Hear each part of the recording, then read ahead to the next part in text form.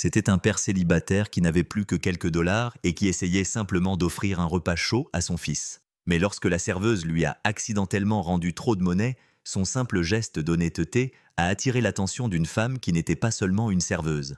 C'était une milliardaire solitaire déguisée, qui testait le monde à la recherche d'une personne honnête, et elle était sur le point de changer sa vie pour toujours. Avant de nous lancer, cliquez sur le bouton « S'abonner » et laissez un commentaire pour nous dire d'où vous nous regardez. Le vieux camion trembla lorsque Léo le gara sur le parking en gravier du restaurant, le moteur poussant un dernier soupir fatigué avant de se taire. Le silence qui suivit était pesant, seulement rompu par le murmure du vent contre le pare-brise fissuré et la respiration calme et rythmée de son fils, Samuel, endormi sur le siège passager. Léo appuya son front contre le volant froid, le plastique usé imprimant un léger motif sur sa peau. Il ferma les yeux un instant, juste un instant, pour rassembler ses esprits. La jauge d'essence était à zéro depuis 30 kilomètres, une menace silencieuse et persistante qui bourdonnait sous le plancher. Dans son portefeuille, glissé dans le pli du cuir usé, se trouvaient 2 billets, un de 10 et un de 5, 15 dollars. C'était tout. C'était tout ce qui les séparait du vaste vide indifférent de l'autoroute qui s'étendait derrière eux et de la route incertaine qui les attendait. Pas un autre sandwich de station-service, pas les derniers crackers du sac froissé sous le siège, mais un repas chaud dans une vraie assiette, dans un endroit avec 4 murs et un toit qui ne fuyait pas. C'était une petite promesse, du genre de celle que la plupart des pères faisaient sans y réfléchir à 2 fois.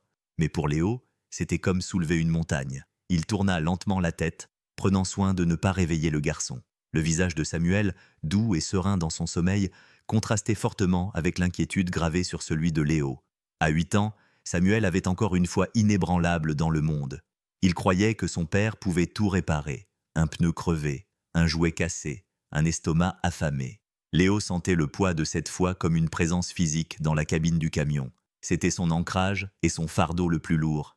Il avait été un bon soutien de famille avant la fermeture de l'usine, avant que sa femme Sarah ne décide qu'une vie de débrouille n'était pas une vie, avant que leurs économies ne fondent, passant d'un matelas respectable à ses derniers 15 dollars solitaires. Il ne lui en voulait pas.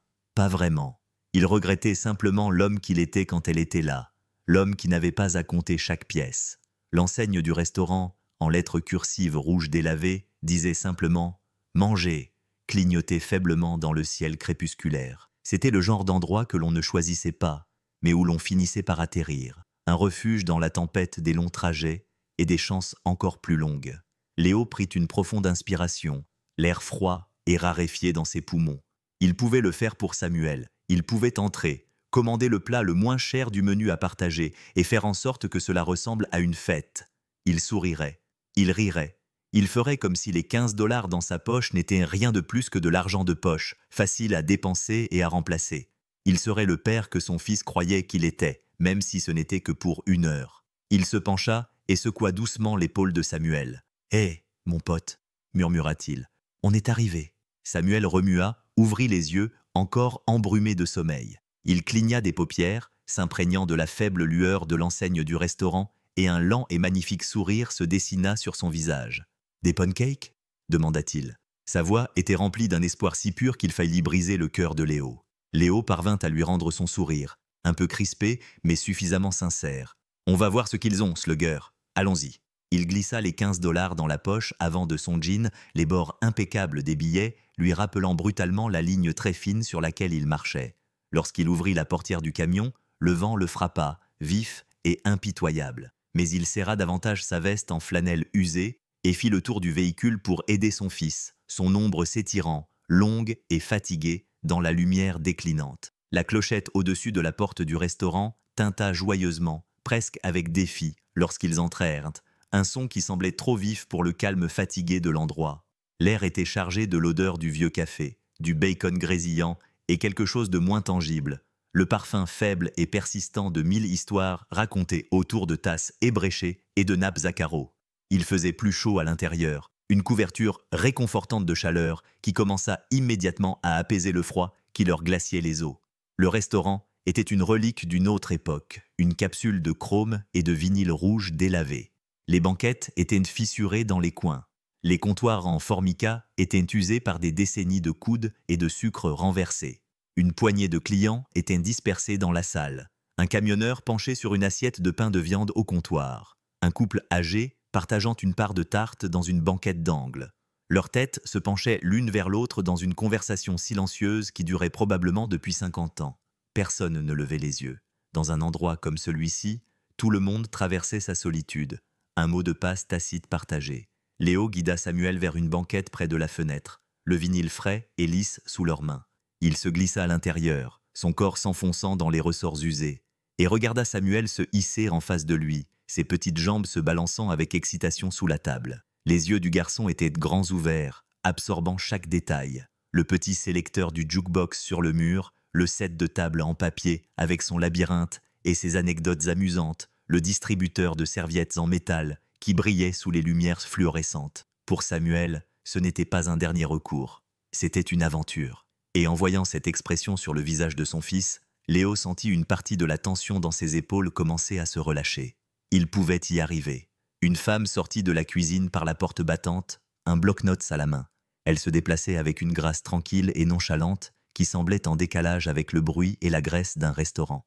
Elle n'était pas jeune, mais pas vieille non plus. Ses cheveux étaient attachés en une queue de cheval simple et pratique, et son visage, sans maquillage, avait une beauté calme qu'il était facile de ne pas remarquer. Elle portait l'uniforme standard des serveuses, une robe bleu pâle avec un tablier blanc, mais elle le portait avec une sorte de dignité, comme s'il s'agissait d'un costume qu'elle avait choisi pour un rôle très spécifique. Ses yeux, d'un gris étonnamment clair, se posèrent sur eux, et elle leur adressa un petit sourire fatigué. « Bonsoir », dit-elle d'une voix plus douce que Léo ne s'y attendait. « Que puis-je vous servir ce soir ?» Elle posa 2 verres d'eau sur la table ainsi qu'un menu dont la couverture en plastique avait jauni avec le temps. Léo le prit, ses mains rugueuses et maladroites contrastant avec la surface lisse. Il parcourut les prix, ses yeux se déplaçant rapidement le long des colonnes avec une rapidité anxieuse acquise par l'habitude. Burger et frites, 8,95 $, steak de poulet frit, 11,50 $. Son cœur se serra un peu. Il continua à parcourir le menu à la recherche de la section petit déjeuner. Le refuge des petits budgets. La voilà. 2 œufs, du pain grillé et des galettes de pommes de terre, 6,75 $. Il pouvait s'en contenter. Il pouvait en commander un à partager. Il dirait qu'il n'avait pas faim, qu'il avait déjà mangé. Un mensonge familier. Un mensonge qu'il savait bien raconter. « Papa, je peux avoir un cheeseburger ?»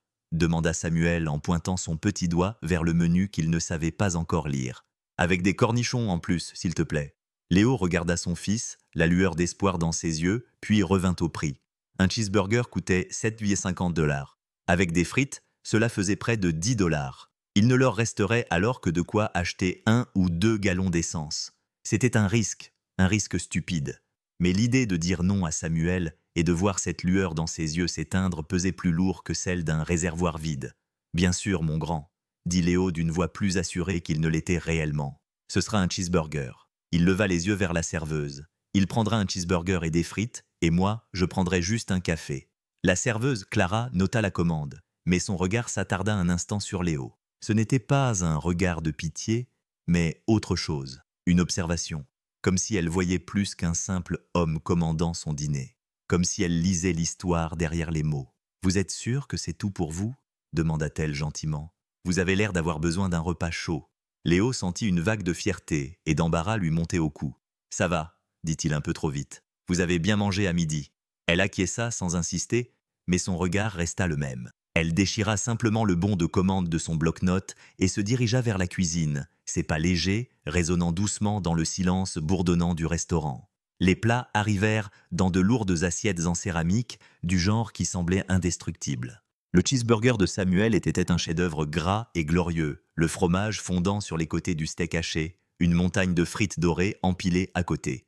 Il se jeta dessus avec un enthousiasme qui était de la pure joie, ses petites mains à peine assez grandes pour tenir le pain. Léo l'observait, un lent sourire se dessinant sur son visage, la chaleur du bonheur de son fils étant un carburant plus puissant que n'importe quel café. Il but une gorgée du liquide sombre et amer dans sa tasse, le laissant brûler sa gorge, et se dit que cela suffisait. La serveuse, Clara, selon son badge, se déplaçait dans le restaurant avec une économie de mouvement bien rodée. Elle resservait le café du camionneur sans qu'il ait besoin de le demander, débarrassait les assiettes du couple de personnes âgées d'un mot discret et essuyait le comptoir jusqu'à ce qu'il brille. Elle ne semblait jamais se presser, mais rien n'était jamais laissé en suspens. Léo se surprit à l'observer lorsque Samuel ne regardait pas. Il y avait en elle une sorte de calme, une assurance qui contrastait avec la résignation lasse de la plupart des serveuses de routier. Cela se voyait dans la façon dont elle tenait ses épaules, dans la droiture de son dos, dans le mouvement délibéré de ses mains. C'était comme si elle jouait un rôle qu'elle avait étudié méticuleusement, chaque geste étant perfectionné. Elle revint à leur table pour remplir son café, son regard se posant sur le côté vide de la banquette. « Vous savez, dit-elle d'une voix basse, presque secrète, le cuisinier a préparé une portion supplémentaire de biscuits et de sauce. Ça va être gaspillé si personne ne le mange. C'est gratuit. » Elle n'attendit pas sa réponse. Elle se retourna simplement et disparut à nouveau dans la cuisine. 1 minute plus tard, elle revint avec une petite assiette, de la vapeur s'élevant d'un biscuit moelleux recouvert d'une sauce épaisse et poivrée. Elle le posa devant lui avec un regard qui le mettait au défi de refuser « Manger », dit-elle doucement, puis elle s'éloigna avant qu'il n'ait le temps de dire non. Léo fixa l'assiette. Son estomac gargouilla trahissant sa faim, et sa fierté se heurta à une faim si profonde qu'elle lui faisait mal aux os. Il regarda Samuel, qui trempait joyeusement une frite dans une flaque de ketchup, complètement inconscient de la situation. Il regarda l'assiette, puis prit la fourchette. La sauce était riche et savoureuse, le biscuit moelleux et chaud. C'était la chose la plus délicieuse qu'il ait goûtée depuis des mois. Il mangea lentement, savourant chaque bouchée, la chaleur se répandant en lui, chassant non seulement le froid, mais aussi une partie de l'inquiétude lancinante qui habitait en permanence ses entrailles. Lorsque l'addition arriva, il vit qu'elle n'avait pas ajouté le café ni les biscuits. Le total s'élevait à seulement 8,12 $ pour le cheeseburger et la taxe. Il fouilla dans sa poche et en sortit un billet de 10 et un billet de 5. Il les posa sur le petit plateau noir, sa main hésitant une fraction de seconde. C'était tout. Il ne lui restait plus que ça. Clara vint le récupérer. « Je reviens tout de suite avec votre monnaie », dit-elle, ses yeux croisant les siens pendant un bref instant indéchiffrable. Il se contenta d'acquiescer, la gorge soudainement trop serrée pour parler. Il la regarda marcher vers la caisse, le dos droit, les mouvements non pressés. Il commença à enfiler sa veste, se préparant à partir, à retourner dans le camion froid et sur la route incertaine. Samuel commençait à bâiller, l'excitation initiale du restaurant laissant place à une somnolence confortable provoquée par la nourriture. Clara revint à la table et posa le petit plateau noir devant Léo. Il contenait une pile bien ordonnée de billets et quelques pièces. Léo baissa les yeux, s'attendant à voir quelques billets de 1 $ et de la monnaie. Au lieu de cela, il vit un billet de 20 $, un de 10 et un de 5, ainsi que les pièces. Elle lui avait rendu 35 $ et rendu la monnaie sur un paiement de 15 $. Une erreur de 20 $. Son cœur s'arrêta de battre. Il fixa l'argent, l'esprit en ébullition. 20 $. Ce n'était pas seulement de l'argent pour l'essence, c'était un plein d'essence. C'était 3 jours de course. C'était une nuit dans un motel bon marché avec un vrai lit et une douche chaude. C'était une bouée de sauvetage, un miracle, une erreur. La première réaction de Léo fut un soulagement pur et simple. Il le submergea si vite et si fort qu'il en eut presque le vertige. 20 $. C'était la réponse à une prière qu'il n'avait même pas osé murmurer. Il sentit le poids sur ses épaules s'alléger, le nœud dans son estomac se desserrer. Pendant une fraction de seconde, la route devant lui ne lui sembla plus aussi sombre et interminable. Il pouvait simplement ramasser l'argent, le glisser dans sa poche et sortir. Elle ne s'en apercevrait même pas avant de faire sa caisse à la fin de son service. Et d'ici là, lui et Samuel seraient à 160 km de là. Un fantôme, un client parmi tant d'autres. Personne ne le saurait jamais. Il pouvait presque sentir la texture usée du billet de 20 $ dans sa main, la promesse qu'il contenait. Il jeta un coup d'œil à Samuel, qui somnolait maintenant, la tête appuyée contre le vinyle frais de la banquette, une légère trace de ketchup au coin de sa bouche. Cet argent n'était pas seulement pour lui, il était pour Samuel, il était pour un lit chaud, il était pour un vrai petit déjeuner demain, pas seulement des toasts. Il était un rempart contre la dure réalité qui les talonnait sans cesse, qui ne le prendrait pas, qui, à sa place, serait assez fou pour le rendre. L'idée était séduisante. Un chant de sirène promettant une vie facile dans un quotidien marqué par la lutte. Mais un autre sentiment s'insinua en lui, plus discret mais plus tenace, une honte lente et rampante. Il baissa les yeux vers ses mains, calleuses et tachées de graisse, marque d'une vie de travail honnête. Il repensa aux leçons que son propre père lui avait enseignées. Des leçons sur le fait que le caractère était la seule chose qu'un homme possédait vraiment. Il pensa à l'homme qu'il voulait que Samuel voie lorsqu'il le regardait.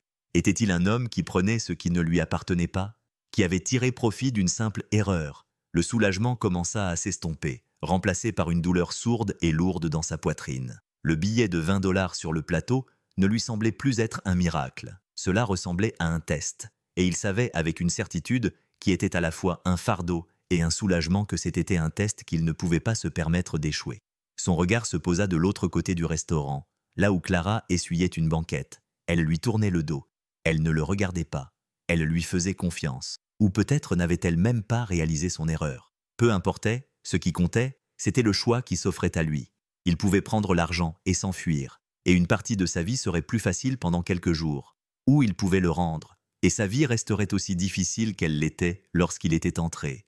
Mais il aurait la conscience tranquille. Il serait toujours l'homme que Samuel croyait qu'il était, l'homme qu'il voulait être. Il prit une longue et profonde inspiration, la décision s'installant dans ses os, lourde mais juste, et rassembla soigneusement les billets, les bords craquants du billet de 20 $ lui semblant étrangers et incongrus dans sa main.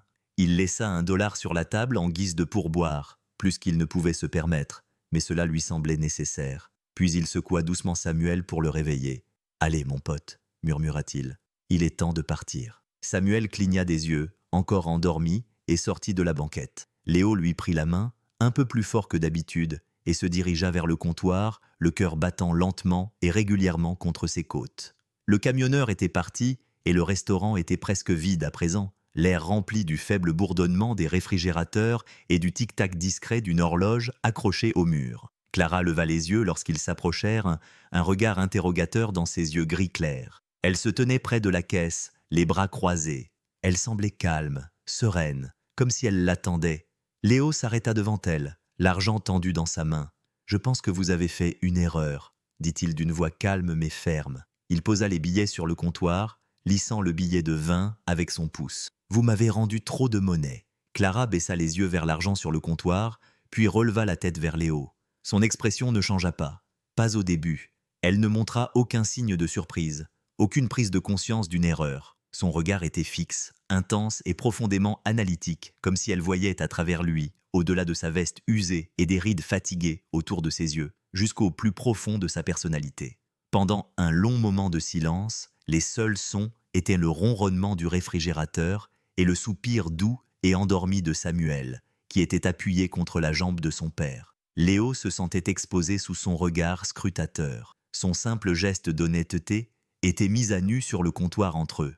Il s'était attendu à un rapide merci, à un moment de gratitude embarrassée, puis ils auraient poursuivi leur chemin. Il ne s'était pas attendu à ce calme, à cette profondeur, ce sentiment d'être pesé et mesuré. « Vous êtes sûr ?» demanda-t-elle d'une voix douce, presque un murmure. Ce n'était pas une vraie question, cela faisait partie du test. Il le comprit alors. Léo se contenta d'acquiescer. « Je vous ai donné un billet de 10 et un billet de 5. Vous m'avez rendu 35 et de la monnaie. » Ah. Il poussa les billets un peu plus près d'elle, voulant que la transaction soit terminée, voulant échapper à l'intensité de son regard. « Mon fils et moi avons beaucoup apprécié le repas. Les biscuits étaient excellents. » Il essaya de garder un ton léger pour détourner l'attention de la gravité du moment. Mais sa voix était tendue. Il sentit la petite main de Samuel serrer la sienne, un signe silencieux de soutien. Clara détourna enfin les yeux de lui et regarda l'argent. Elle tendit la main et sépara lentement, délibérément, le billet de 20 $ des autres. Elle le tint entre ses doigts pendant une seconde, puis le fit glisser vers lui sur le comptoir. « Non, » dit-elle, « ce n'était pas une erreur. » Léo la regarda, perplexe, les sourcils froncés. « Je ne comprends pas. »« Je sais, » dit-elle, et pour la première fois, un vrai sourire effleura ses lèvres. Il était petit et un peu triste, mais il atteignit ses yeux, transformant son visage de serveuse fatiguée en celui d'une autre personne. Appelons cela une commission d'intermédiaire. L'honnêteté est une denrée rare de nos jours. Léo secoua la tête et repoussa la facture vers elle. « Je ne peux pas accepter ça. Je n'ai rien fait de spécial. Je vous ai simplement rendu ce qui vous appartenait, n'est-ce pas ?» répondit-il d'une voix toujours calme, mais avec une nouvelle force. « Vous avez un enfant à nourrir. Votre camion a connu des jours meilleurs. Vous avez 15 $ à votre nom. » Léo se raidit, envahi par une vague de colère et de honte. Comment pouvait-elle savoir cela? L'avait-elle observé d'aussi près? Comment avez-vous... Je suis observatrice. Elle l'interrompit doucement avant que sa fierté ne s'enflamme complètement. Je vois des gens, et je vois un homme qui se débat, mais qui préfère souffrir de la faim plutôt que de prendre quelque chose qui ne lui appartient pas. Un homme qui essaie d'enseigner à son fils ce que signifie être bon dans un monde qui ne le récompense pas toujours. Elle se pencha légèrement en avant, ses yeux rivés sur les siens. Ce n'est pas rien, Léo, c'est tout. L'utilisation de son prénom, qu'il ne lui avait pas dit, fut un autre petit choc, mais il fut noyé dans l'impact plus important de ses paroles. Elle ne le voyait pas comme un cas social, ni comme un vagabond malchanceux, mais comme un homme de caractère. La colère s'estompa, remplacée par une vulnérabilité brute et désarmante. Il ne savait pas quoi dire. Il resta là, debout, ses défenses s'effondrant sous le poids silencieux de sa reconnaissance. Samuel leva les yeux vers lui, puis vers Clara, son jeune visage reflétant la confusion et la curiosité. « L'argent est magique, papa ?» murmura-t-il. Léo baissa les yeux vers son fils, puis regarda à nouveau la femme derrière le comptoir. Il finit par croiser son regard, et dans la profondeur de ses yeux gris clairs, il vit quelque chose qu'il n'avait pas vu depuis très longtemps. Du respect. « Personne, dit-il, la voix chargée d'une émotion qu'il ne pouvait nommer. Ce n'est pas magique, dit-il en regardant Clara. Mais peut-être que toi, tu l'es. Le restaurant, qui n'était autrefois qu'un simple refuge sur la route, semblait désormais chargé d'une signification tacite. L'air était lourd de questions que Léo n'osait poser et de réponses que Clara semblait hésiter à donner. Il aurait dû simplement prendre son fils et repartir vers les difficultés familières de leur vie. Mais il était cloué sur place, retenu par la gravité de son étrange et déconcertante gentillesse. Il ne pouvait pas accepter l'argent, mais il ne pouvait pas non plus partir comme ça. C'était comme quitter une histoire au milieu d'un chapitre. Clara semblait comprendre sa paralysie.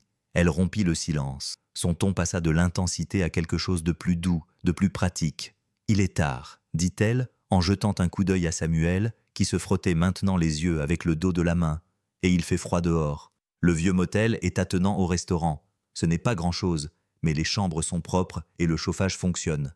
Pourquoi ne pas passer la nuit ici? C'est gratuit ?»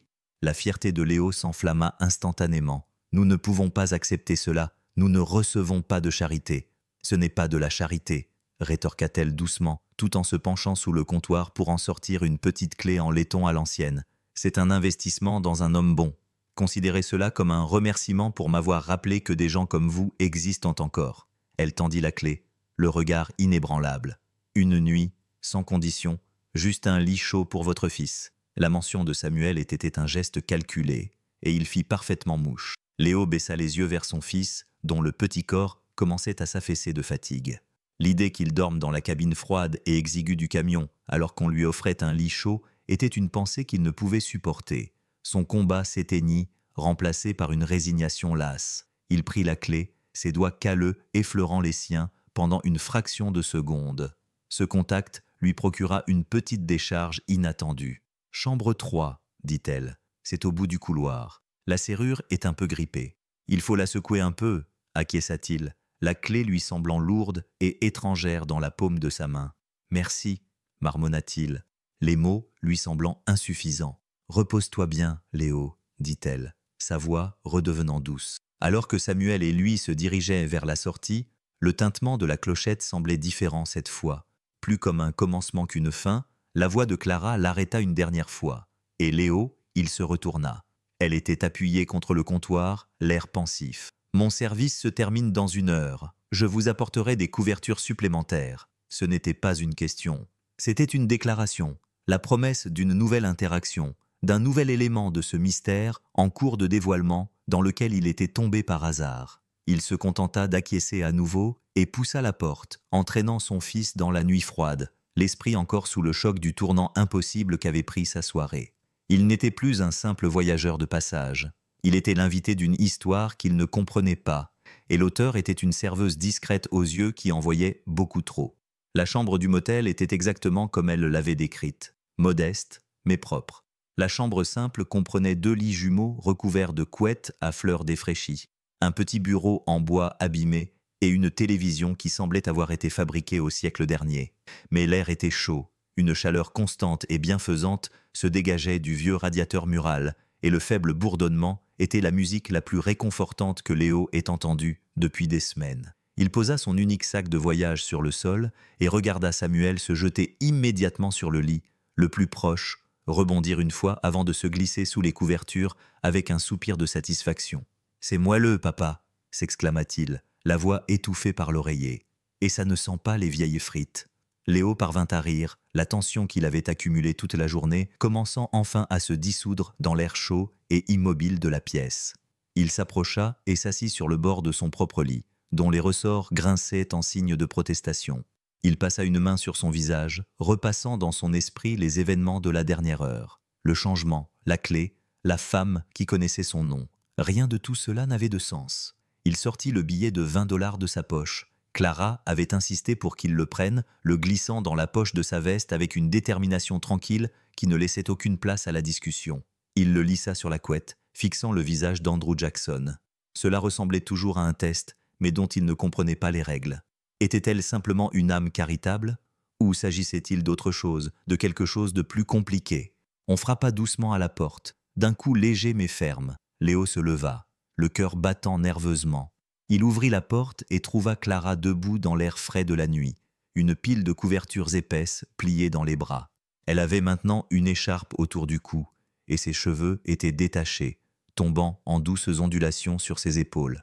Elle semblait différente loin de la lumière fluorescente du restaurant, plus douce, plus jeune. « J'ai pensé que vous en auriez besoin, » dit-elle en lui tendant les couvertures. « Il fait plus froid que vous ne le pensez ici la nuit. » Il les prit, leur poids chaud et substantiel dans ses bras. « Merci, vous n'étiez pas obligé. J'en avais envie, » répondit-elle. Elle s'attarda à la porte, les bras croisés pour se protéger du froid, le regard perdu dans la pièce dépouillée. « Il a l'air confortablement installé, » dit-elle en désignant Samuel qui dormait déjà profondément. « Oui, » répondit Léo doucement, « plus qu'il ne l'a été depuis longtemps. » Le silence s'installa entre eux, pas gênant, mais empreint d'une sorte de curiosité fragile. « Vous ne m'avez jamais dit comment vous connaissiez mon nom, » dit Léo, la question lui échappant, avant qu'il ne puisse la retenir. Les lèvres de Clara s'incurvèrent en un sourire mystérieux. « Vous avez un bon de travail des services de bricolage de Léo glissé dans le pare-soleil de votre camion. Le coin dépasse. » Léo cligna des yeux, une rougeur lente envahissant son cou. Bien sûr, c'était une simple observation, pas un acte de clairvoyance. Et pourtant, cela n'expliquait pas entièrement l'intensité de son regard, le sentiment qu'il avait d'être observé. « Vous ne manquez pas grand-chose, n'est-ce pas ?» dit-il, une pointe d'admiration à contre-cœur dans la voix. « J'essaye de ne rien manquer, » répondit-elle. « Ce sont les petits détails qui révèlent la vérité. » Elle semblait sur le point d'en dire plus, mais elle secoua légèrement la tête, comme si elle avait changé d'avis. « Bonne nuit, Léo. »« Bonne nuit, Clara, » répondit-il en la regardant se retourner et retourner vers le restaurant, sa silhouette disparaissant dans l'obscurité, le laissant avec une pile de couvertures chaudes et plus de questions qu'il n'en avait au départ. Léo se réveilla le lendemain matin avec la sensation inhabituelle d'être vraiment reposé. Le soleil filtrait à travers une fente dans les rideaux fins, dessinant une bande lumineuse sur la moquette défraîchie. Pendant un instant, il ne sut pas où il était. La chaleur, le calme, l'absence du siège avant bosselé du camion sous son dos le désorientaient. Puis le souvenir du restaurant, de Clara, de la clé lui revint en mémoire. Il s'assit et balança ses jambes sur le côté du lit. Samuel dormait encore, petite boulette sous la couette à fleurs, respirant doucement et régulièrement. Léo se dirigea vers la fenêtre et regarda dehors. Le parking était calme, baigné par la lumière vive et pure d'un nouveau jour. Son vieux camion semblait encore plus cabossé et fatigué sous le soleil matinal. À quelques mètres de là, une berline sombre et élégante était garée près de l'entrée du restaurant. Elle n'était pas là la nuit dernière. Elle semblait coûteuse, déplacée, comme un requin dans un bassin à poissons rouges. Il chassa cette pensée et reporta son attention sur la chambre. La réalité de sa situation le rattrapa, un poids familier. La chambre chaleureuse et le lit confortable n'étaient qu'un répit temporaire, une pause dans une vie qui était toujours en mouvement. Il lui restait moins d'une journée d'essence et un seul billet de 20 $ qui semblait lui brûler les doigts. Il avait prévu d'être à mi-chemin de Flagstaff à cette heure-ci, où il avait entendu dire qu'il y avait peut-être des travaux. Mais il se trouvait maintenant dans une ville sans nom, dans une chambre empruntée, empêtrée dans l'orbite d'une mystérieuse serveuse. Un léger coup à la porte le fit sursauter. Il l'ouvrit légèrement et découvrit Clara debout devant lui, tenant un plateau en carton avec 2 gobelets en polystyrène fumant et un petit sac en papier.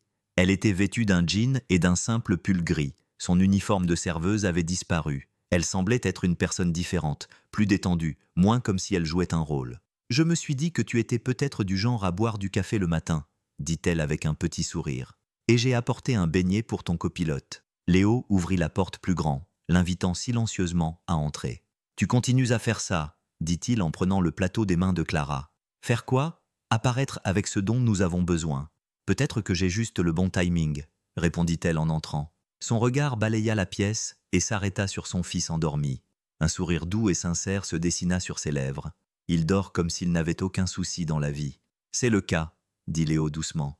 C'est mon travail. Clara le regarda alors, le regard direct et inquisiteur. C'est un travail difficile à faire seul. Ce n'était pas une question, c'était une constatation, et elle le frappa avec une force surprenante. Il était habitué à ce que les gens lui offrent des platitudes, ou, pire encore, de la pitié. Il n'était pas habitué à cette reconnaissance calme et simple de sa réalité. Il se contenta d'acquiescer en buvant une gorgée de café. Il était bon, bien meilleur que celui que sert habituellement le restaurant. « Alors, quelle est ton histoire, Clara ?» demanda-t-il en changeant de sujet, essayant de reprendre pied. « Tu n'as pas l'air d'être du genre serveuse de carrière. » Son sourire se crispa de manière presque imperceptible. « Tout le monde n'a-t-il pas un chapitre qu'il préfère ne pas lire à haute voix ?» dit-elle d'une voix légère, mais ses yeux racontaient une autre histoire. « Je suis juste entre 2 chapitres en ce moment. Je fais une pause loin de la ville. »« Quelle ville ?» il insista gentiment. Elle regarda par la fenêtre, son regard se posant sur la berline sombre. « Une ville bruyante, dit-elle, sans en dire plus. Son évitement était clair, mais pas brutal. Il était prudent. C'était une femme qui avait des barrières, et lui était un homme qui savait qu'il valait mieux ne pas essayer de les escalader. Mais il ne pouvait nier la curiosité qui grandissait en lui, une attirance pour l'énigme que représentait cette serveuse aimable qui servait des repas gratuits et faisait des observations profondes dans un restaurant oublié au bord d'une autoroute déserte. Samuel se réveilla avec l'odeur du café et la vue d'un beignet saupoudré de sucre, et son monde devint instantanément parfait. Il s'assit en tailleur sur le lit, grignotant joyeusement pendant que Léo essayait de déterminer leur prochaine étape. Le séjour au motel avait été un cadeau, mais un cadeau d'une nuit seulement. Il ne pouvait pas abuser de l'hospitalité de Clara, ni profiter de sa générosité. La route les attendait, et Flagstaff était encore à des centaines de kilomètres. Il était en train de remettre leurs quelques affaires dans le sac de voyage lorsqu'il entendit un bruit métallique sec provenant du parking, suivi d'un soupir de frustration. Il jeta un coup d'œil par la fenêtre. Clara se tenait près du capot de la berline noire élégante qui était maintenant ouvert. Elle fixait le moteur d'un air complètement perplexe, un téléphone collé à l'oreille. Quelques instants plus tard, elle raccrocha en secouant la tête avec exaspération. Léo observa la scène pendant 1 minute, puis ferma le sac. « Reste ici et finis ton beignet, mon pote, » dit-il à Samuel. « Je reviens tout de suite. » Il sortit dans l'air frais du matin, ses bottes crissant sur le gravier. Il s'approcha lentement de la voiture, ne voulant pas l'effrayer. « Un problème ?» demanda-t-il d'une voix calme. Clara sursauta et se tourna vers lui. Une rougeur rose envahit ses joues. « Oh, bonjour. Oui, ma voiture. Elle vient de rendre l'âme. Elle ne démarre plus. Et l'assistance routière de la société de location est apparemment un mythe qu'il vous raconte pour vous rassurer. » Léo haussa un sourcil. « Une voiture de location? C'est une longue histoire, » dit-elle en agitant la main d'un air dédaigneux. « Le fait est que je suis coincé. » Il s'approcha et jeta un œil sous le capot. Le moteur était une œuvre d'art complexe et immaculée, un labyrinthe de chrome poli et de fils soigneusement regroupés. C'était une machine haute performance, du genre qu'il voyait rarement en dehors des magazines. Mais un moteur était un moteur. Il repéra le problème presque immédiatement. Un petit câble crucial de la batterie s'était détaché de sa borne. C'était une réparation simple, qui ne prendrait que 2 minutes à quelqu'un disposant des outils adéquats. « Je peux réparer ça ?» dit-il, sa voix trahissant la confiance tranquille d'un homme dans son élément. Clara le regarda avec surprise. « Vous pouvez, mais c'est compliqué. »« C'est une voiture, » dit-il en haussant légèrement les épaules. « Ce ne sont que des écrous, des boulons et un peu d'électricité. Vous avez une clé dans le coffre ?» Elle cligna des yeux, puis un lent sourire se dessina sur son visage. « Je n'en ai aucune idée, mais j'ai le sentiment que vous en trouverez une. » Il en trouva une. Dans un coffre recouvert d'une moquette ridiculement luxueuse, caché dans une trousse à outils en cuir qui coûtait probablement plus cher que tout son équipement chez lui. Il trouva une petite clé à douille.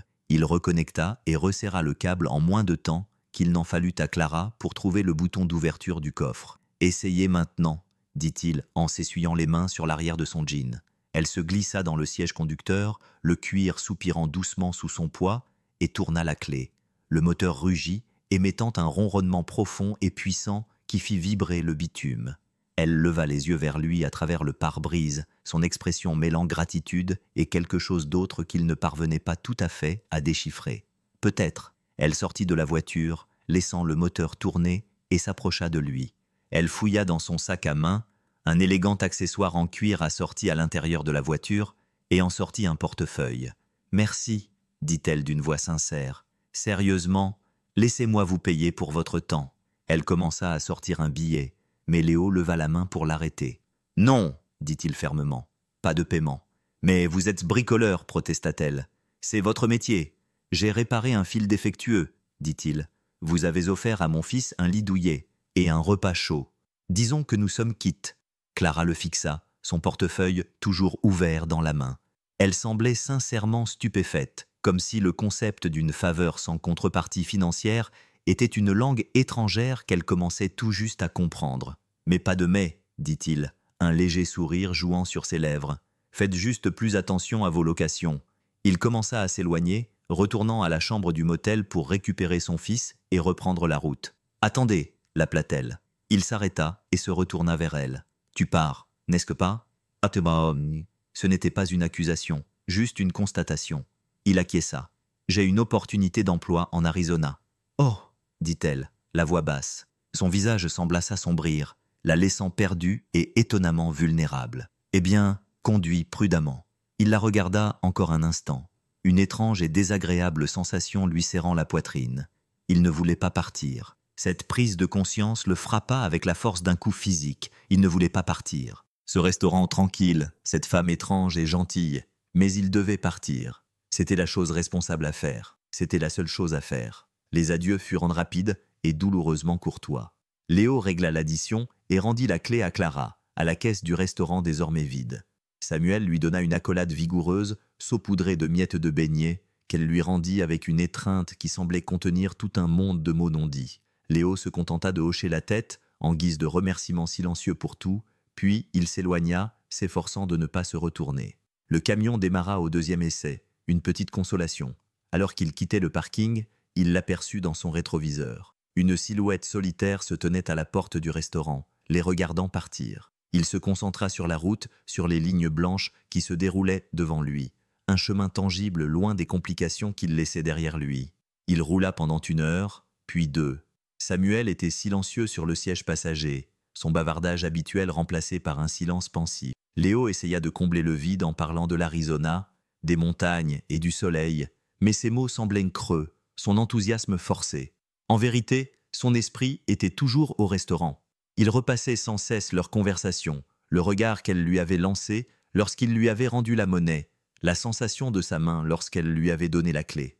Il avait passé des mois, des années même, à ériger des murs autour de lui, à se protéger, lui et son fils, de la douleur, de l'attachement et de la perte. Il était devenu expert dans l'art d'aller de l'avant, de ne pas regarder en arrière. Mais Clara avait, en moins de 24 heures, trouvé une faille dans ses murs. Sa force tranquille, son étrange mélange d'assurance mondaine et de vulnérabilité authentique, sa gentillesse inexplicable, tout cela l'avait touché d'une manière qu'il n'avait pas anticipée et qu'il ne savait pas comment gérer. « Papa !»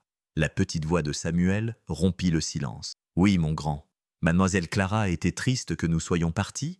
Les mains de Léo se crispèrent sur le volant. Il jeta un coup d'œil à son fils. Samuel le regardait avec ses grands yeux perspicaces qui voyaient beaucoup trop de choses. « Je pense que oui, » admit Léo, la vérité ayant un goût de rouille dans sa bouche. « Tu es triste ?» demanda Samuel d'une voix encore plus faible. Léo ne répondit pas tout de suite. Il fixait l'étendue infinie d'asphalte, le paysage impitoyable qui défilait derrière sa vitre. Était-il triste ? Triste n'était pas le mot juste. C'était une douleur plus profonde, le sentiment d'avoir abandonné quelque chose qui aurait pu être important, quelque chose qui aurait pu être réel. C'était l'écho creux d'une occasion manquée. Il avait l'impression d'avoir échoué à un examen dont il ignorait même l'existence. « Oui, mon pote », finit-il par dire d'une voix rauque. « Je crois que oui. » À ce moment-là, le moteur du camion émit un violent tremblement, une toux qui fit vibrer tout le châssis.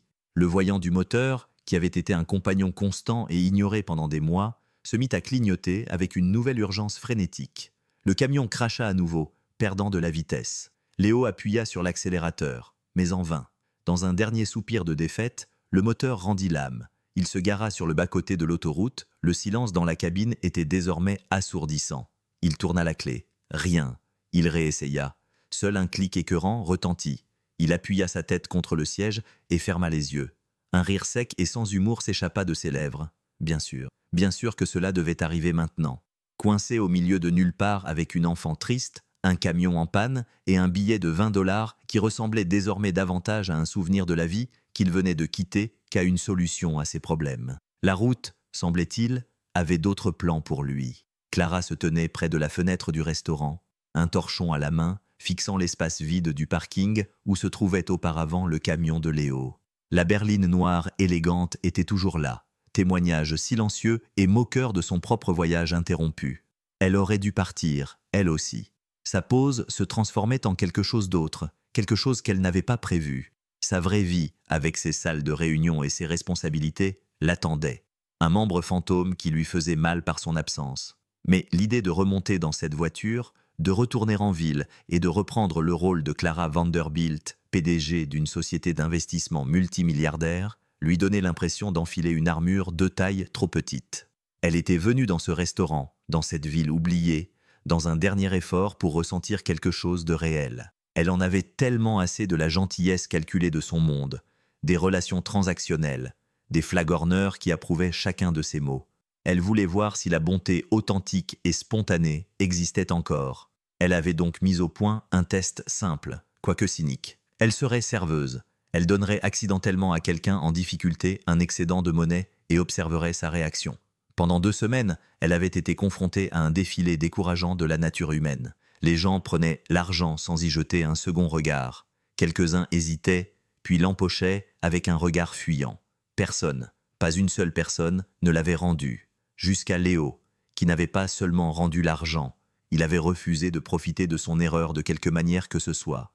Même lorsqu'elle avait essayé de le présenter comme une récompense, il avait conservé sa dignité avec une force tranquille et obstinée qu'elle trouvait à la fois exaspérante et époustouflante. Il était réel, plus réel que quiconque qu'elle avait rencontré depuis des années, et elle l'avait laissé partir. Le tintement de la clochette de la porte la fit sursauter. Un vieux fermier entra en soulevant son chapeau. « Bonjour Clara.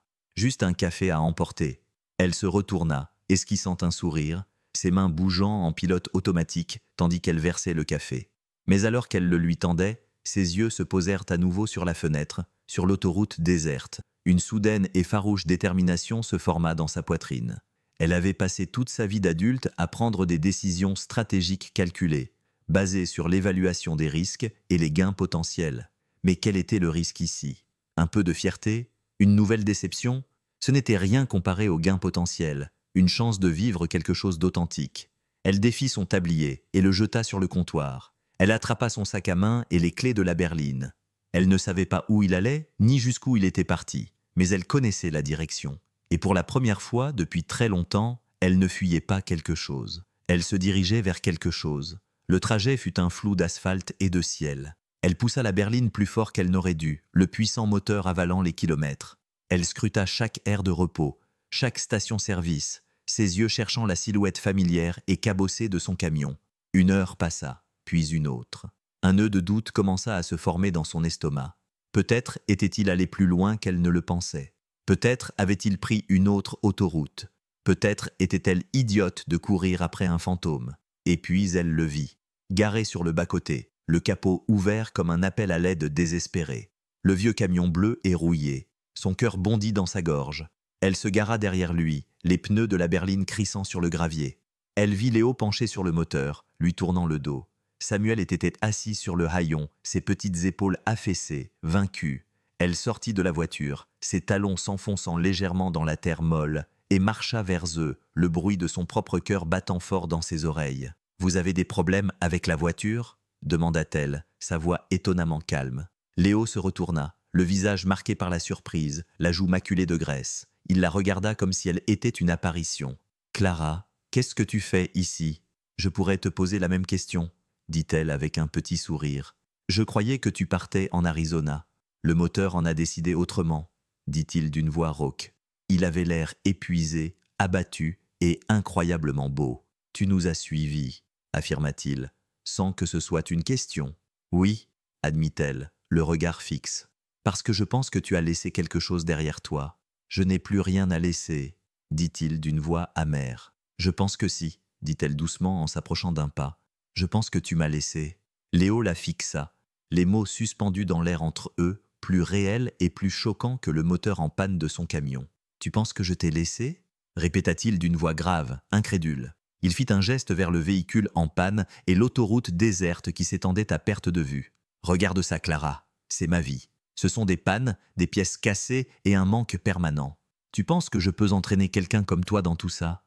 Quelqu'un comme moi, rétorqua-t-elle d'une voix calme mais ferme, les yeux brillants d'une flamme qu'il n'avait jamais vue auparavant. Tu veux dire quelqu'un qui a de l'argent ? Quelqu'un qui vit dans un monde auquel tu as décidé que tu n'appartenais pas ? Tu ne sais rien de mon monde, Léo. Il éclata d'un rire amer. Je sais que ce n'est pas ça. Je sais que ça n'implique pas de dormir dans un camion et de prier pour avoir assez d'essence pour atteindre la prochaine ville. Non, répondit-elle en s'approchant encore, réduisant la distance entre eux jusqu'à ce qu'il ne reste plus que quelques centimètres de gravier poussiéreux. Mon monde implique de dormir dans un penthouse d'environ 900 mètres, aussi vide qu'un tombeau. Il implique des gens qui te sourient en face tout en complotant pour te prendre ce que tu as. Il implique une solitude si profonde que tu commences à oublier à quoi ressemble une vraie conversation. Alors ne te permets pas de rester là et de me parler de tes difficultés, comme si je ne pouvais pas comprendre ce que signifie être vide. Sa défense passionnée le laissa sans voix. Il l'avait considérée comme une créature d'une autre espèce, une femme enfermée dans la richesse et les privilèges.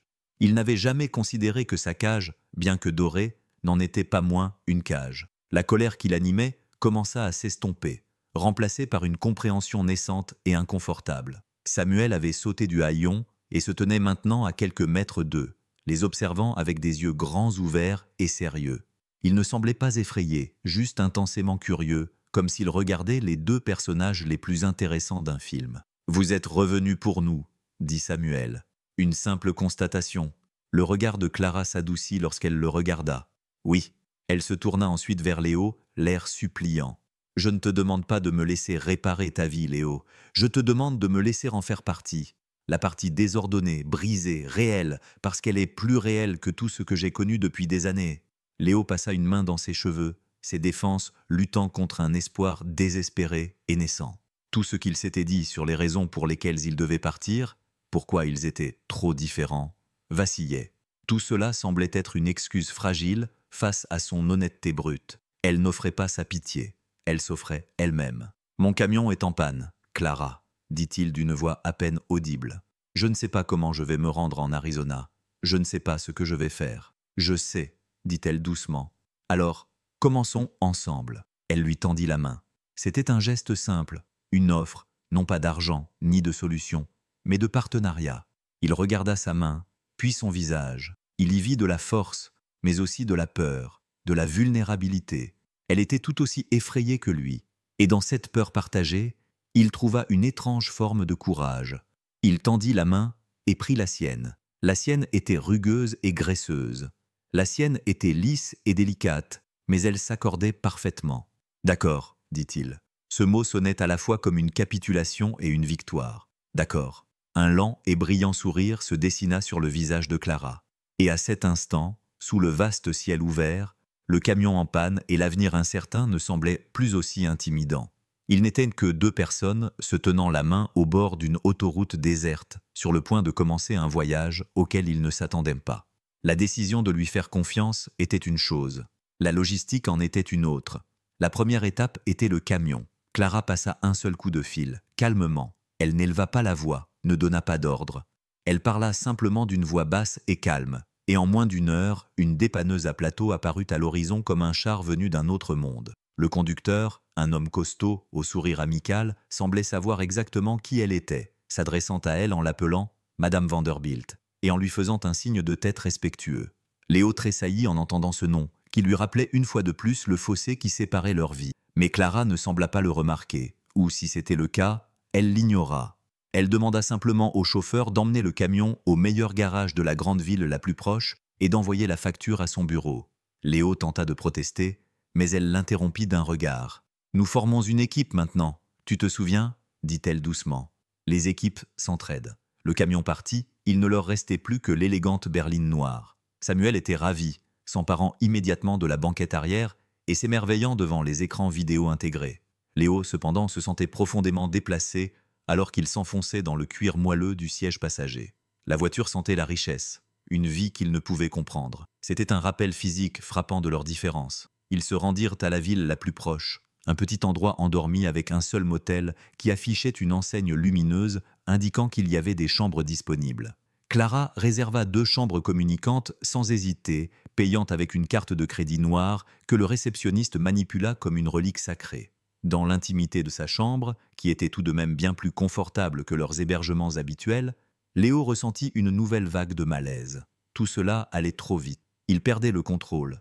Et le contrôle était la seule chose qui les avait maintenus, Samuel et lui, à flot, pendant si longtemps. Plus tard dans la soirée, ils se retrouvèrent pour dîner dans un restaurant familial local. C'était un endroit joyeux et bruyant, et Samuel était dans son élément, bavardant sans discontinuer à propos de la dépanneuse et de la voiture de luxe. Mais Léo était silencieux, renfermé. Il observait Clara interagir avec son fils, voyait la chaleur et la patience sincère dans ses yeux, et cela ne faisait que resserrer le nœud dans son estomac. Il commençait à tenir à elle, vraiment, et cela le terrifiait. Après avoir couché Samuel, Léo trouva Clara debout sur le petit balcon devant sa chambre, regardant le ciel étoilé. « Tu es silencieux ce soir », dit-elle sans se retourner. « J'ai juste beaucoup de choses en tête », répondit-il en s'appuyant contre la balustrade à côté d'elle. « Tu regrettes ?» demanda-t-elle, sa voix empreinte d'une vulnérabilité qui le prit au dépourvu.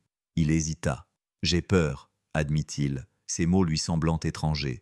« J'ai peur de ce qui se passera quand ce conte de fées prendra fin, quand tu redeviendras Madame Vanderbilt et que je redeviendrai moi-même. » Clara se tourna enfin vers lui, le regard sérieux dans la pénombre. « Et si je te disais que je ne veux pas revenir en arrière ?» dit-elle. « Et si je te disais que la femme que tu crois que je suis, elle n'est qu'un déguisement et ceci ?»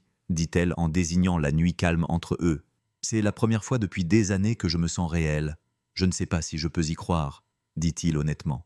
« Alors n'y crois pas, » dit-elle, sa voix se réduisant à un murmure. « Donne-moi juste une chance de te le prouver. » Les jours suivants se déroulèrent d'une manière à la fois onirique et intensément réelle. Le garage appela pour dire que le camion de Léo avait besoin d'un nouveau moteur, une réparation qui coûterait des milliers de dollars et prendrait au moins une semaine. Léo eut le cœur serré, mais Clara resta imperturbable. « Une semaine ?»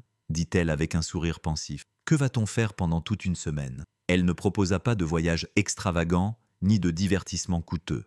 Au lieu de cela, elle les entraîna dans une série d'aventures simples et tranquilles.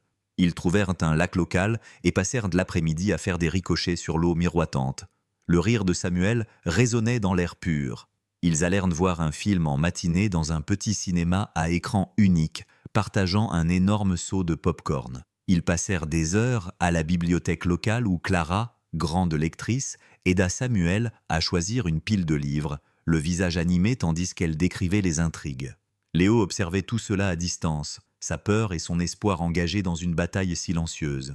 Il voyait à quel point elle était douée avec Samuel, comment elle écoutait ses histoires interminables avec un intérêt sincère, comment elle ne le traitait jamais avec condescendance. Il voyait à quel point Samuel l'adorait, comment il cherchait instinctivement sa main lorsqu'il traversait de la rue. Il la laissait entrer dans sa vie, cette femme qui, selon toute logique, n'avait pas sa place dans leur vie. Et Léo la laissait entrer aussi, malgré tous ses instincts qui lui criaient de fuir. Un après-midi, alors que Samuel était plongé dans une nouvelle bande dessinée, Léo trouva Clara assise au bord de la piscine du motel, en train de dessiner dans un petit carnet. Il s'assit à côté d'elle et elle lui montra ce qu'elle dessinait. C'étaient des plans de maisons, petites, durables, et d'une belle simplicité. C'était un projet parallèle, expliqua-t-elle avec un peu de timidité. Quelque chose sur lequel je travaillais quand je ne pouvais pas dormir. J'ai toujours rêvé de construire une communauté, pas seulement un portfolio. Un endroit où les choses étaient faites pour durer. Il regarda les dessins, les détails complexes, et découvrit une facette d'elle qu'il n'avait pas imaginée. Elle n'était pas seulement une PDG, c'était une créatrice, une rêveuse. Ils sont magnifiques, dit-il, et il le pensait vraiment. Merci, répondit-elle en le regardant dans les yeux. Personne ne les a jamais vus. Dans ce moment de calme, au bord de la piscine d'un motel bon marché, un autre mur de Léo s'est effondré. Il commençait à voir la femme, pas le nom. Il commençait à voir Clara, et plus il la voyait, plus il était terrifié et plein d'espoir. L'appel est arrivé un jeudi matin, une intrusion indésirable dans la fragile bulle de paix qu'ils avaient créée. Clara était assise par terre dans la chambre du motel avec Samuel, l'aidant à construire un château élaboré avec des oreillers et des couvertures, lorsque son téléphone vibra avec un nom qu'elle n'avait pas vu depuis des mois. Marcus Thorne, son second, et l'homme qui dirigeait son empire en son absence. Elle l'ignora. Il vibra encore et encore. Finalement, avec un soupir, elle s'excusa et sortit sur le balcon, fermant la porte coulissante en verre derrière elle. Léo l'observait à travers la vitre, l'estomac noué. Il vit son changement d'attitude, la façon dont elle se redressa, le masque professionnel qui se posa sur son visage. La serveuse avait disparu. Madame Vanderbilt était de retour. « Marcus, qu'y a-t-il » Sa voix était claire, tout à fait professionnelle. Léo ne pouvait entendre que sa partie de la conversation, mais cela suffisait. « Non, je ne reviens pas encore. Je me fiche de ce que dit le conseil d'administration. Les rapports trimestriels peuvent attendre. J'ai quelque chose de plus important à faire ici. Non, cela ne vous regarde pas. » Elle faisait maintenant les 100 pas, telle une tigresse en cage dans son petit exil volontaire. « Occupe-t'en, Marcus. C'est pour cela que je te paye. » Elle raccrocha brusquement, la main serrant le téléphone si fort que ses jointures étaient blanches. Elle resta là un long moment, dos à la pièce, respirant profondément. Lorsqu'elle se retourna enfin, le masque avait disparu. Mais à sa place, il y avait un regard profondément triste et tourmenté. Elle ouvrit la porte coulissante et rentra dans la pièce. « Désolée pour ça, dit-elle d'une voix un peu trop enjouée. C'est pour le travail. » Léo ne la pressa pas de questions. Il n'en avait pas besoin. Il avait tout vu sur son visage. Son autre vie, celle des salles de réunion et des rapports trimestriels, n'était pas quelque chose dont elle pouvait simplement s'éloigner. Elle faisait partie d'elle, une entité puissante et exigeante, qui finirait par la ramener. Cette pensée le fit frissonner. La bulle avait éclaté, la réalité s'imposait à eux. Ce soir-là, l'ambiance était différente. Les rires faciles avaient disparu, remplacés par une tension silencieuse. Ils dînèrent dans un quasi-silence. Après le repas, pendant que Samuel prenait sa douche, Léo trouva Clara en train de regarder par la fenêtre de la chambre du motel. « Tu dois y retourner, n'est-ce pas » dit-il d'une voix neutre. Elle ne le nia pas. « Ils ont besoin de moi » dit-elle doucement. « Il y a des problèmes que moi seul peux régler. » « Et nous, alors ?» La question lui échappa avant qu'il ne puisse la retenir. « Et nous, alors ?» Clara se tourna vers lui, les yeux brillants de larmes contenues. « Je ne sais pas, Léo » murmura-t-elle d'une voix brisée. « Je ne sais vraiment pas. » Il savait que ce moment allait arriver. Il s'y était préparé, mais la réalité fut un coup dur. Elle partait. Le conte de fées était terminé. « Je comprends, » dit-il d'une voix dure, sa carapace protectrice se remettant en place. « Tu as une vie à reprendre, une vraie vie. » C'était réel, insista-t-elle en s'avançant vers lui, les mains tendues comme pour le toucher, puis retombant le long de son corps. « Léo, ne pense pas que ce n'était pas réel, s'il te plaît. » Mais il ne l'entendait pas. Tout ce qu'il entendait, c'était l'écho de la voix de sa femme, le souvenir d'une autre femme qui avait choisi une autre vie plutôt que celle qu'elle avait avec lui. Il avait été idiot de baisser sa garde, idiot de croire que cette fois-ci, ce serait différent. « Le camion devrait être prêt demain, » dit-il d'une voix dénuée d'émotion. « Nous partirons demain matin. » Il se détourna d'elle et s'éloigna vers le bruit de la douche, la laissant seule au milieu de la pièce. L'espace entre eux était soudain devenu un immense canyon infranchissable. Le silence dans la voiture sur le chemin du retour vers le restaurant était plus pesant que tout ce qu'il avait connu auparavant. Ce n'était pas seulement l'absence de bruit, c'était une entité vivante, respirante, qui les oppressait de toutes parts. Il avait récupéré le camion ce matin-là. Le moteur était neuf, puissant et ronronnait comme un chaton. La facture, comme promis, avait été réglée. C'était une autre dette qu'il avait envers elle, un autre maillon d'une chaîne qu'il voulait désespérément briser. Ils avaient fait leur bagage en silence, évitant de se regarder dans les yeux. Samuel, perspicace comme toujours, avait remarqué le changement. Il était silencieux. Son énergie habituelle était ternie. Son petit visage était un masque de confusion et de tristesse. Maintenant, alors qu'il se garait sur le parking du restaurant, l'endroit semblait exactement le même, mais tout semblait différent. Ce n'était plus un lieu de mystère et d'espoir. C'était le spectacle d'une fin. La berline de Clara avait disparu. À sa place se trouvait une autre voiture noire, celle-ci avec un chauffeur debout à côté. Une sentinelle silencieuse et impassible. Le moment était venu. Clara sortit du camion, ses mouvements raides et peu naturels. Léo et Samuel la suivirent, tous trois se tenant maladroitement dans le parking en gravier. « Alors » dit Léo, les mains enfoncées dans ses poches. C'est le moment. Clara acquiesça, le regard fixé quelque part par-dessus son épaule. Mon avion décolle dans quelques heures. Elle finit par le regarder, les yeux remplis d'une douleur qui reflétait la sienne. Léo, je ne... Il l'interrompit, la voix plus rude qu'il ne l'aurait voulu. Ne dis pas que tu es désolé, ne dis pas que tu appelleras. Finissons-en proprement. Il était cruel, et il le savait. Il lui faisait du mal parce qu'il souffrait, et que c'était la seule défense qui lui restait. Clara tressaillit comme s'il l'avait frappée. Elle recula d'un pas, un masque de sang-froid descendant sur son visage. La serveuse, la rêveuse, elles avaient disparu. Vanderbilt était de retour. « Très bien, dit-elle d'une voix sèche. Elle s'agenouilla devant Samuel, ses mouvements gracieux malgré sa douleur. « Au revoir, Samuel, dit-elle d'une voix plus douce. Sois gentil avec ton papa, d'accord ?» La lèvre inférieure de Samuel se mit à trembler. Il se jeta sur elle et enroula ses petits bras autour de son cou dans une étreinte désespérée. « Ne pars pas, murmura-t-il dans ses cheveux. « S'il te plaît, ne pars pas. » Clara le serra fort dans ses bras pendant un long moment, les yeux fermés. Léo pouvait voir ses épaules trembler. Lorsqu'elle s'écarta enfin, son visage était baigné de larmes. Elle se leva, sans regarder Léo, et se dirigea vers la voiture qui l'attendait. Le chauffeur lui ouvrit la porte. Elle monta sans se retourner. La voiture démarra, ses pneus murmurant sur l'asphalte, et disparut sur l'autoroute. Léo resta là, son fils sanglotant doucement à ses côtés, et regarda jusqu'à ce qu'elle disparaisse. Il avait obtenu ce qu'il voulait, une fin nette. Mais en regardant le visage brisé de son fils et en sentant le vide béant dans sa propre poitrine, il se rendit compte qu'une telle chose n'existait pas. Il venait simplement d'échanger une douleur contre une autre. Les semaines suivantes furent d'un gris monotone. Léo conduisait. Il conduisait avec une détermination sans faille, mettant autant de kilomètres que possible entre eux et le restaurant. Entre eux et elle, il prit le travail à Flagstaff, un boulot épuisant et éreintant dans le bâtiment qui le laissait épuisé et courbaturé à la fin de chaque journée. C'était ce qu'il voulait. La douleur physique était une distraction bienvenue qui le détournait de la douleur émotionnelle qui s'était installée de façon permanente dans sa poitrine. Il vivait dans un petit appartement exigu aux murs fins comme du papier.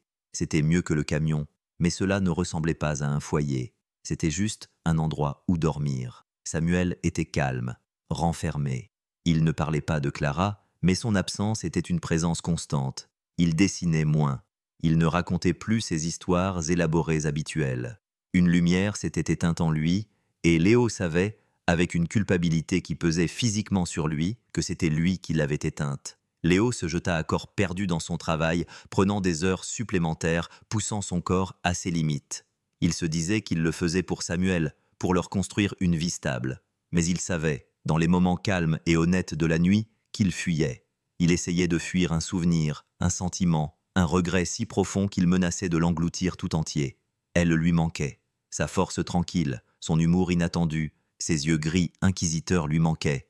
La femme qui avait dessiné des maisons au bord de la piscine d'un motel lui manquait. La femme qui avait ri avec son fils devant un fort construit avec des oreillers. Il s'était tellement concentré sur leurs différences, sur les mondes qui les séparaient, qu'il n'avait pas vu la seule chose qui comptait vraiment. Elle l'avait vu, lui et Samuel.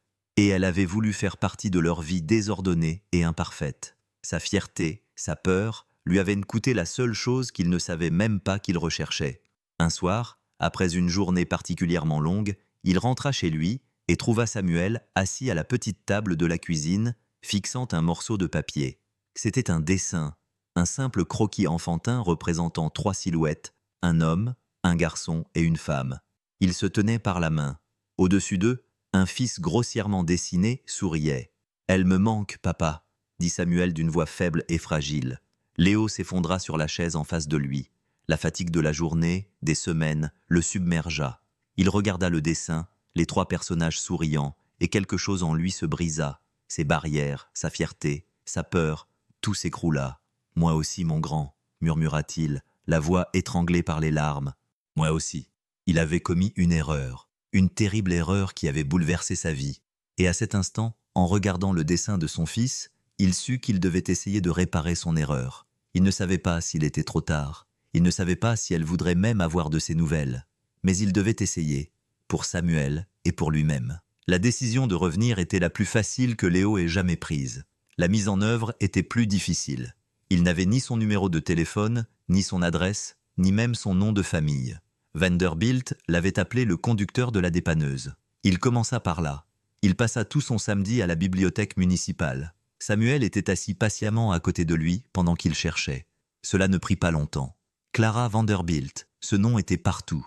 PDG de Vanderbilt Capital, philanthrope, prodige des affaires. Il y avait des photos d'elle à des galas, en couverture de magazines, serrant la main de personnes influentes. Elle semblait posée, confiante, intouchable. C'était la femme qu'il avait rencontrée, et pourtant, c'était une parfaite inconnue. Son cœur se serra. Comment lui, un ouvrier du bâtiment de Flagstaff, pouvait-il atteindre une femme comme celle-là? Il faillit abandonner. Le fossé entre leurs deux mondes lui semblait alors aussi grand qu'une galaxie. Mais il trouva un petit article enfoui dans la section Affaires d'un vieil archivage de journaux. Il parlait de son père, le fondateur de l'entreprise. Il mentionnait qu'il avait lancé la première entreprise familiale, une petite chaîne de restaurants dans quelques villes oubliées du sud-ouest. L'article énumérait les emplacements d'origine. L'un d'eux était un petit point sur la carte, une ville du Nouveau-Mexique, la ville où ils s'étaient rencontrés. Elle n'était pas là par hasard. Elle était revenue à ses origines. Un espoir fragile mais intense l'envahit. Il démissionna le lendemain. Il chargea leurs maigres affaires dans le camion, qui roulait désormais comme un charme.